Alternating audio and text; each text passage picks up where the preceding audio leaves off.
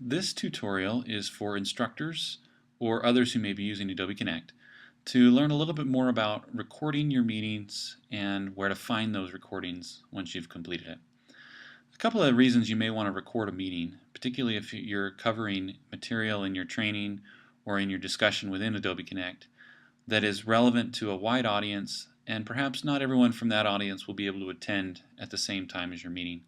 You can record that and distribute it via an internet link that we'll show you later and give everyone access to that particular recording, or for those who are in attendance, or for yourself for that matter, to be able to go back and refer back to training that was given and specific content of details that was covered so that you can have a lasting record of what it was that was said in that training or in that meeting. So as you can see here, I am currently logged into my own personal Adobe Connect classroom. What we're going to do first is just show you how to start the recording. If you click on the meeting button up here on the left, you're going to get a menu, and down towards the middle of that you're going to see this button here that says record meeting. If you select that, it's going to give you an opportunity to name the meeting and then also give a summary of what it is perhaps that will detail the training or the meeting that will be going on. Fill those two in, hit OK, and at that point the recording will start. I'm going to go ahead and hit cancel because I'm not wanting to record this recording, but that's how you would get a meeting recording started.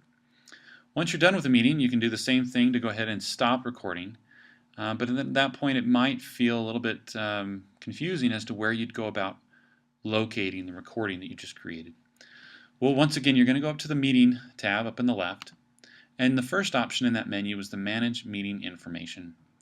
Select that and it will bring up a browser window. You may or may not have to log into this, but it's the same login that you use to get into your classroom.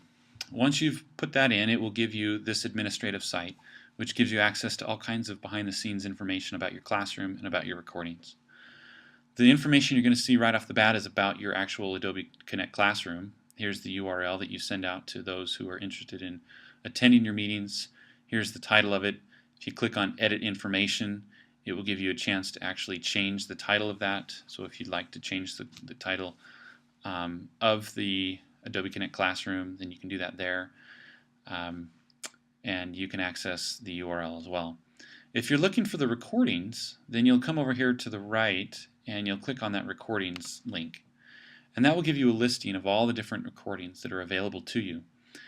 One thing you want to note is checking the access. If this is public, then that's fine. Anyone with a URL can get it. If it's private, you want to select a recording and click on Make Public, and that will make this particular recording that you've selected a public. And again, that makes it accessible to anybody who has access to the URL. So in order to find out what that URL is, you just click on the training itself. This will give you a similar type of information that you saw when you first came into this page. The actual title of the training, the URL itself. This is the one you'll want to copy and paste to send out to those who may be interested in viewing the recording. And then down at the bottom, you also have an Edit Recording button. If you select the Edit Recording, what this does, it gives you very limited editing ability, but it does give you a chance to go into the recording itself and edit out either something that may be happening in your recording before the meeting started, or more likely what happens maybe towards the end. It is good practice to eliminate anything before and after that may seem irrelevant to the rest of us or to the rest of who may be watching, perhaps an after discussion or all your hellos and goodbyes and that kind of thing.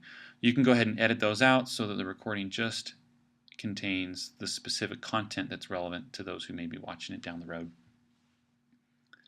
Once you've done your editing, you can save that, and then the URL will remain persistent.